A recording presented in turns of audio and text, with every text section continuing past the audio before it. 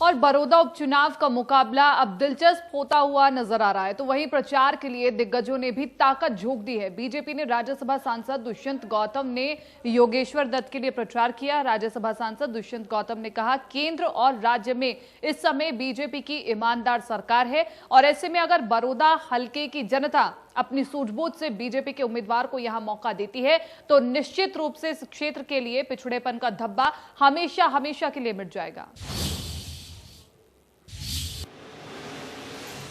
बड़ौदा की चुनावी सियासत में बयानबाजी और वार पलटवार का दौर जारी है।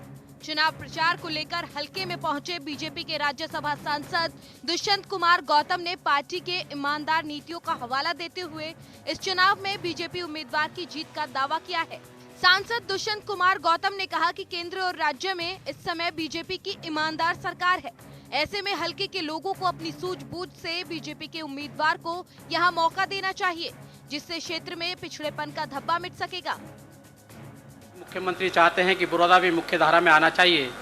अनेकों योजनाएं उन्होंने चलाई हैं। सड़कों का निर्माण है, चावल मिल का निर्माण है, यूनिवर्सिटी का निर्माण है और इसी प्रकार से जो बड़ौदा को आवश्यकता है, अपने 6 साल के कार्यकाल में मुख्यमंत्री जी ने दिखा भी दिया है कि मैं किसी जाति और धर्म की बात नहीं है, एक पारदर्शिता के नाते वो काम कर रहे हैं।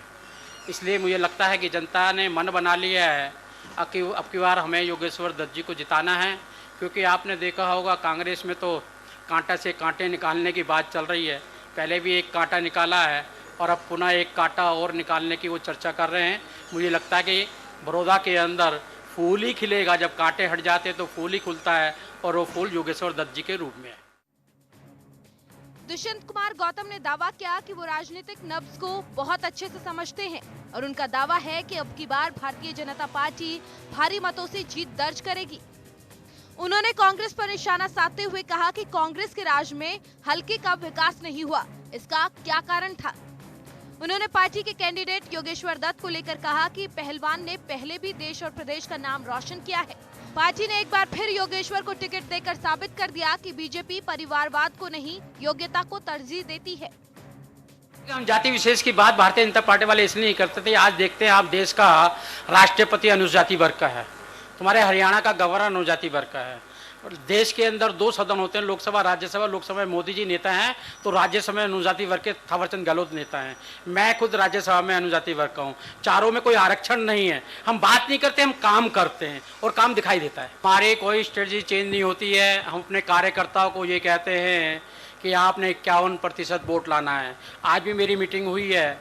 ऐसी बातें जो आप कर रहे हैं, ऐसी बातें कुछ कार्यकर्ता भी उठाते हैं। हमने उनको ये कहा है कि ATM से वही पैसा निकाल पाओगे जो अपने बैंक में डालोगे आप। इसलिए हमारे कार्यकर्ता 51% के लिए काम कर रहा है और 51% लेकर हम सीट को जीत कर आएंगे।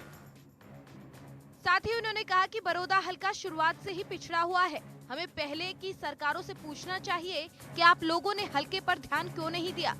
उन्होंने साथ ही कहा कि हमारी सरकार इस हलके पर थोड़ा ध्यान देने लगी तो चुनावी स्टंट कहा जा रहा है। सांसद दुष्यंत कुमार गौतम ने कहा कि बीजेपी पीएम मोदी के नारे मजबूत भारत, सशक्त भारत को ध्यान में रखकर पूरे प्रदेश में विकास करा रही है। बड़ौदा से बलराम शर्मा, इंडिया न्यूज हरियाणा।